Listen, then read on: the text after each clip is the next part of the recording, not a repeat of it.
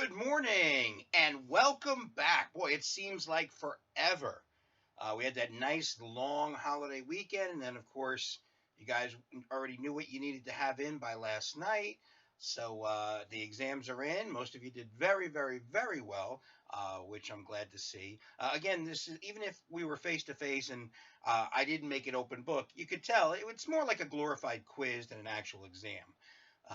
So I'm glad everybody did. These were even if some of them we didn't get to, these were the terms that I really wanted you to know. So now we're past that. It's time to move on. But before we move on, just got to show you. I thought, am I going to shave this morning? And I said, you know what? I'll give you one day with the very grisly holiday weekend beard. But that's definitely coming off later on today. And then you'll have a nice clean shave for tomorrow's video. Well, here we are now moving on to the next part of the semester. And that, of course, is public speaking. And there is nothing that I speak with more energy, more enthusiasm, and more vigor than the need for effective public speaking skills. It seems like no matter what field you go into, okay, there's going to be a time when you're going to need to get up in front of an audience and deliver a well organized, well prepared, and properly delivered speech.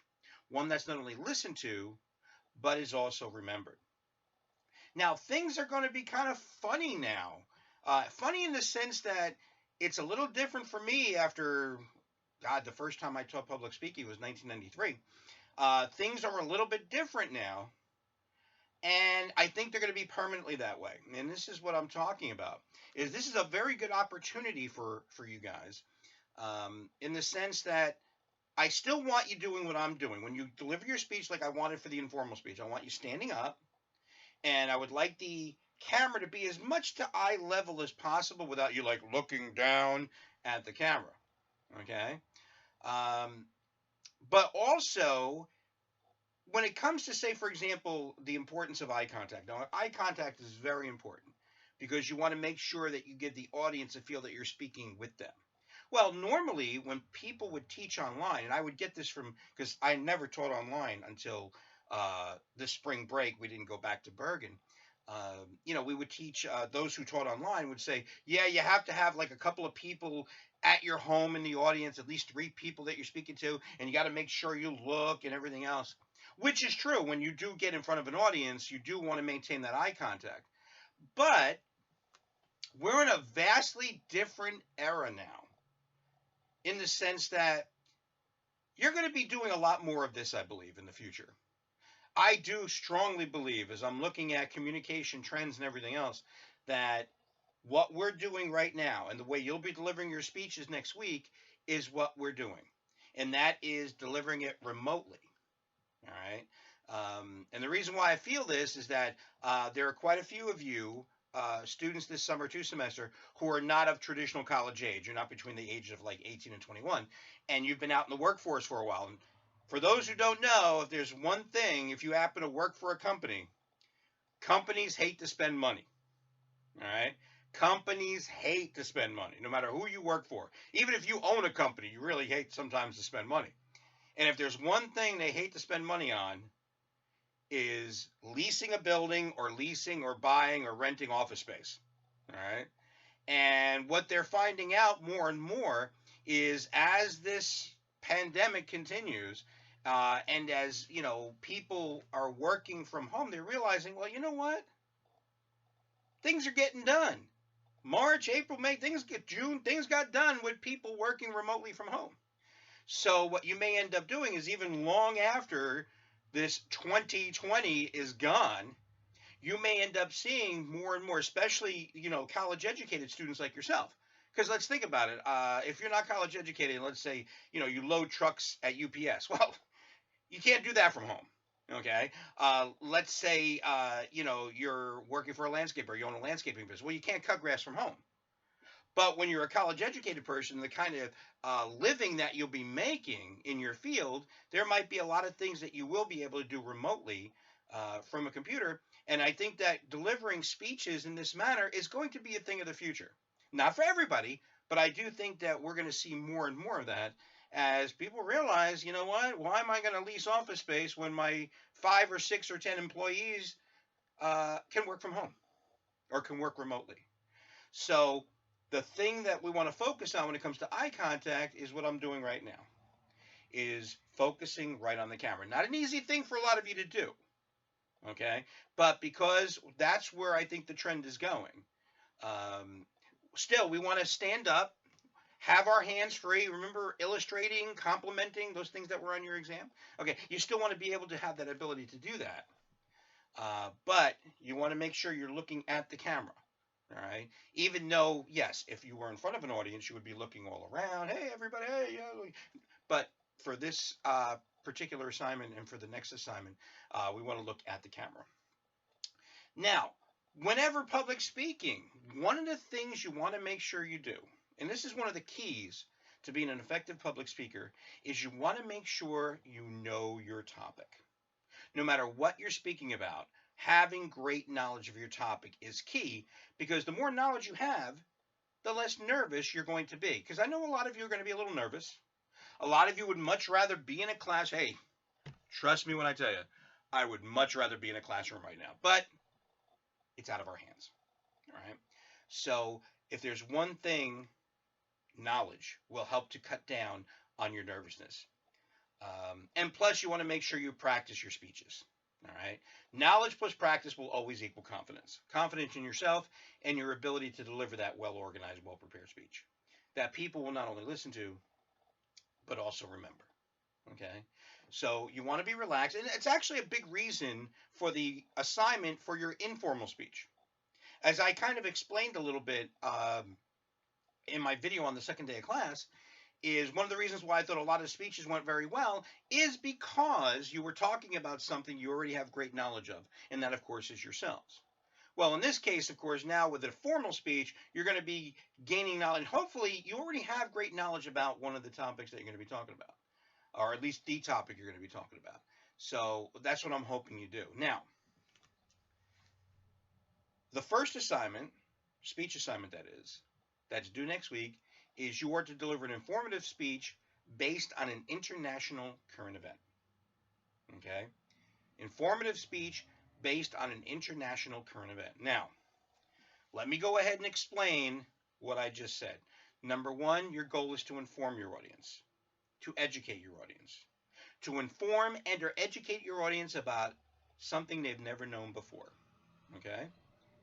What that means is you're here to inform and educate. What you're not, and what your goal is not to do, is to persuade your audience. So what I want you to leave out of this speech is your opinion. In a couple of weeks down the road, we have the persuasive speech assignment. You will have an opportunity. Uh-oh. Oh, yeah. A little nasally. You will have the I almost sneezed. That's why I just stopped my sneeze. You will have the opportunity a couple of weeks down the road to try to influence us to feel the way you do and try to change our opinion or feel. You'll have that opportunity. Don't do it now. I do not want you trying to persuade people or influencing people, because that's not the goal of this speech. This goal is to inform and or educate about something we may not have known before. Okay? International. Okay? What that means is that your topic can have absolutely positively nothing whatsoever to do with the good old US of A. All right. The United Nations recognizes approximately 192 sovereign nations on this planet. Take away one, and that leaves 191. All right. So whatever topic you choose can have absolutely nothing to do with the USA. All right. So that's an informative speech based on an international. Yeah. Okay. It's going to be a 3 to 5 minute speech. Okay, that's our time frame.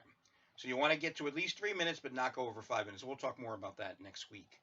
Um, Now, when you've chosen a topic, and this is all I need from you by tomorrow evening at 8 o'clock, what I need from you is, some textbooks like to use the word thesis statement. I've never liked thesis statement, ever. Never used thesis statement in the 20 several years that I've been teaching public speaking. But what I want from you is what we call a specific purpose statement.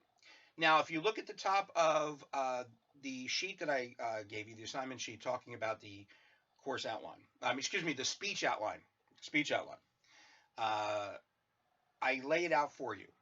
Your specific purpose statement tells me not only your topic, but the goal that you look to accomplish in the speech. Now, this is all I need from you by Thursday, July 9th at 8 p.m.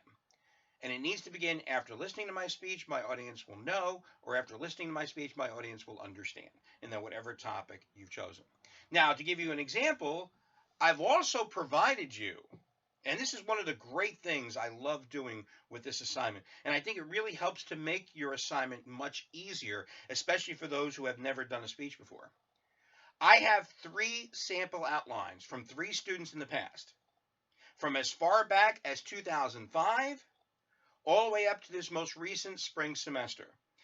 Morel Santos from the spring of 2020 delivered an excellent speech, as did in 2005, whose name for some reason is escaping me right now. But it gives you an example of how you put together these speeches. Even though we're going to talk more about it tomorrow and next week before you start delivering your speeches next week, I want to make sure you get an idea of what they should look like, how they should be put together. All right? So all I need from you right now is for you to start looking for a speech topic. Now, when I say informative speech based on an international current event, yeah, you could talk about something that's happened this year, a news event. Okay, remember, U.S. stays out. It could be, a war, or it could be something else. But what I also want to expand this on, and this has really worked very well over the years, is you can also talk about an annual festival that happens in another country.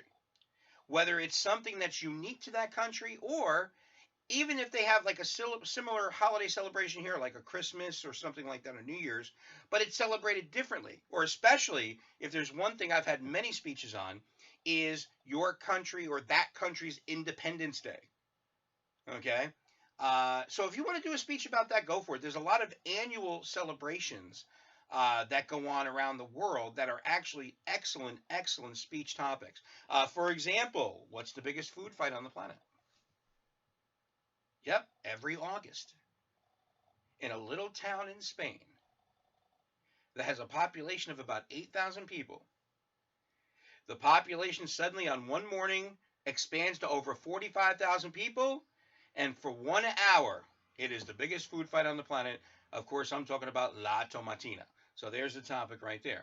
Also, as we know, every February, down in Rio de Janeiro, in Brazil, we've got, of course, oh my God, Carnival. Why am I? This is what happens, people. When the gray hair comes, things go. But Carnival in Rio. All right. And of course, what's the biggest festival on the planet every year? And that, of course, is Oktoberfest. Now, you're thinking, well, Eccles is supposed to be about a current event. Well, I know a lot of these events have been canceled or will be canceled, or they've already announced that it's not going to be held. So talk about the most recent one, okay, if you want to. And we'll talk more about organizing speeches tomorrow.